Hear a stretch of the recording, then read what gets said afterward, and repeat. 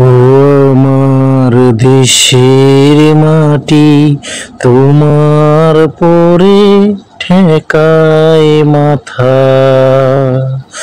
ও আমার দেশের মাটি, তোমার পরে ঠেকায় মাথা।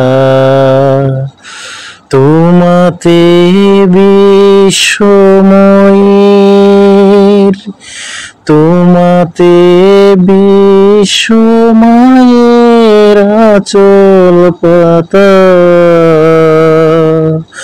ও আমার দেশের মাটি, তোমার পরে ঠেকায় মাথা। আসসালামু আলাইকুম, আশা করি সবাই ভালো আছেন, সুস্থ আছেন। আজকে যে ব্লগটা আপনাদের সামনে নিয়ে হাজির হয়েছি, আজকে আরেকটি গ্রামের দৃশ্য দেখানোর জন্য চলে আসলাম। যারা গ্রামের, এই যে আমাদের দুইজন পাহারাদার সামনে সামনে যাচ্ছে, এরা যতক্ষণ থাকবো আমাদের সাথে থাকবে। এই দুইজন পাহারাদার। সকল দেশের রানী সেজে আমার এই জন্মভূমি, এই কথাটা কেন বলে এই গ্রামটা দেখলে আপনারা বুঝতে পারবেন প্রিয় বন্ধুরা। আমার এই দেশ, আমাদের এই গ্রাম কত সুন্দর, অপরূপ একটা দৃশ্য। এখানে দেখা যায় খেজুর গাছ। খেজুর গাছ এখন সচরাচর চোখেও পড়ে না। আর ওই যে দূরে তিনটা গাছ দেখা যায়, ওটা হলো সুপারি গাছ। দেখেন কত সুন্দর পরিবেশ।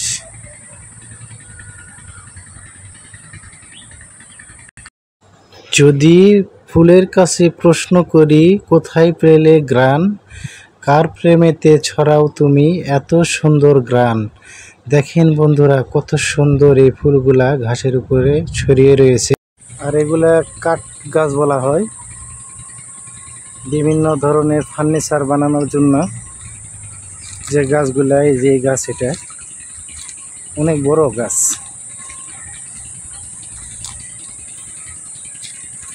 গ্রামের অনেক দুর্গম স্থানে চলে আসছি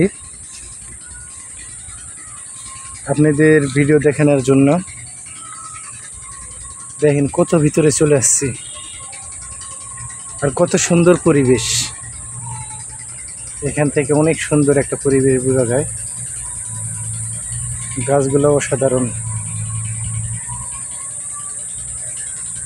আর আকাশটা দেখেন, এখান থেকে আকাশ, গাছের জন্য দেখাও যায় না আকাশ।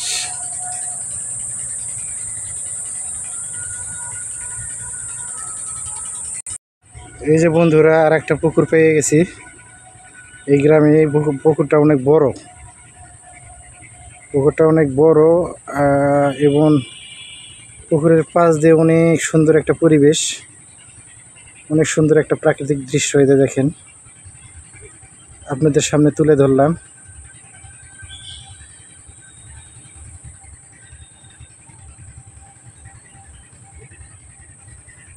পুকুরটায় অনেক মাছ আছে যত সম্ভব।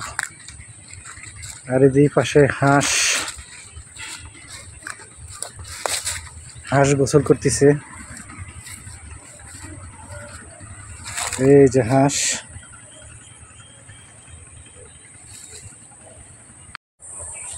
তো প্রিয় বন্ধুরা, এতক্ষণ আপনারা যারা কষ্ট করে ভিডিওটা দেখলেন, আপনাদের সকলকে অসংখ্য ধন্যবাদ। আজকের মতো এখানে বিদায় নিলাম। আপনারা সবাই ভালো থাকবেন, সুস্থ থাকবেন। আল্লাহ হাফেজ।